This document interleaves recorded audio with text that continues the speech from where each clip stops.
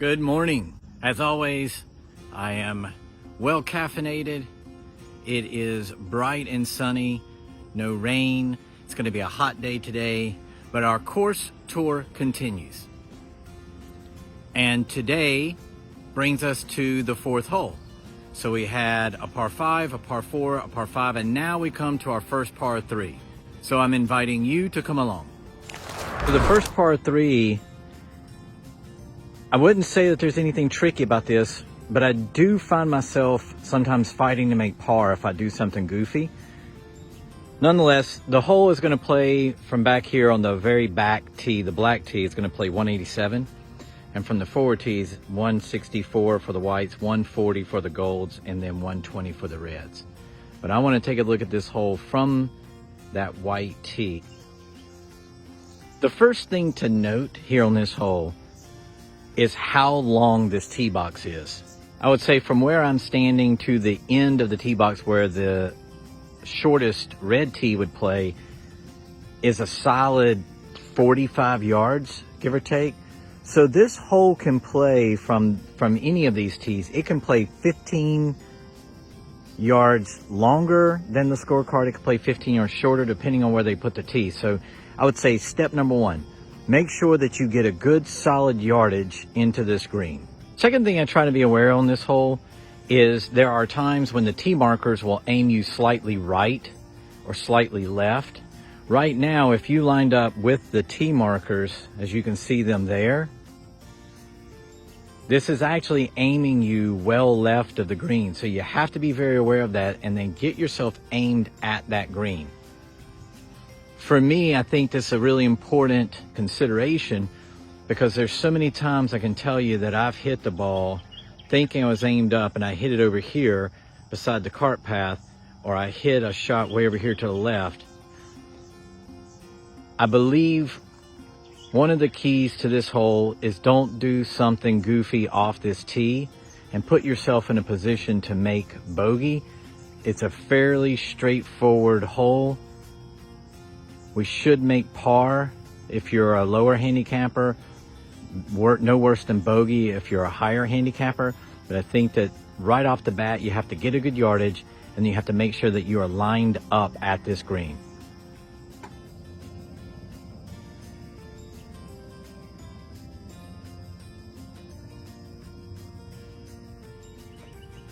And as we're approaching this green, a couple things to note. As always, these low areas around the green are so good. And I also wanted to throw in a little tip here for you. One of the things I like to do, I'm at, for perspective, tee is back here. So I am standing directly in front of this green. One of the things I think most golfers miss because they park where I am and then they approach the green from over here is you don't get the full view of the contour of the green. So I always like to walk to the front of the green regardless of where I am when I'm putting, and I want to take a look. I look right to left, I look left to right, I look at the front, I look at the back, and I just want to get a general sense of the contour, and I like to feel it with my feet as well.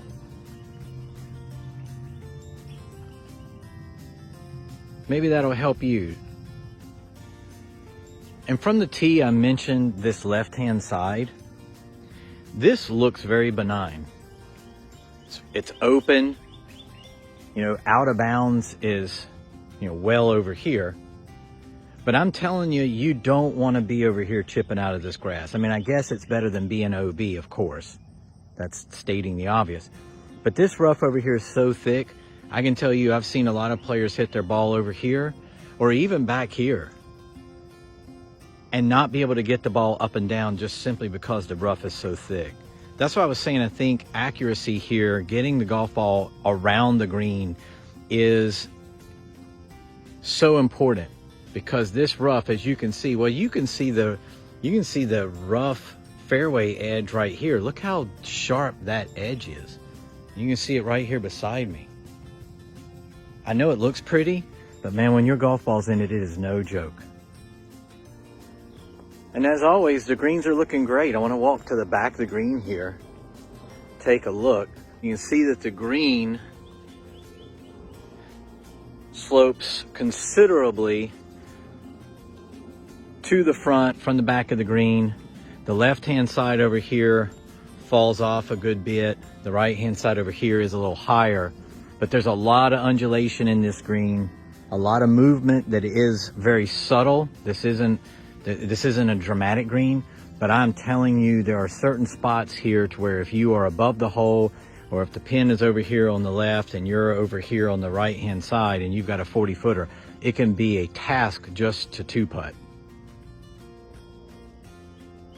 And the green is 32 steps deep, 21 steps wide. So you've got plenty of room to hit it.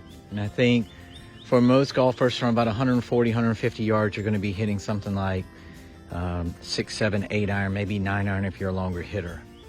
But once again, going back, I think step number one, you really need to hit this green or be on the fringe. You don't want to be chipping out of this rough.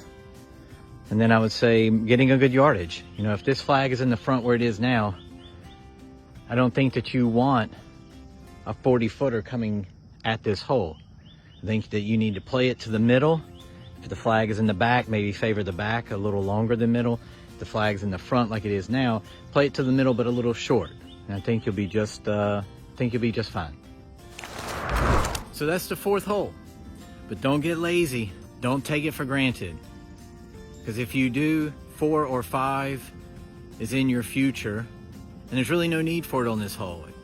If you get the right yardage, get aimed correctly, then you should be able to get this ball around the green and move on to the next hole, which I know a lot of players play this hole with the 5th hole in mind because it's a monster. But don't let your mind venture away from this hole and do something goofy and make bogey or double when you don't need to. With that said, I am off for today. I hope you all have a great day. Get those tee times booked. Like I always say, they do go fast, especially those Friday, Saturday, Sunday tee times. And I'll see you in the next video.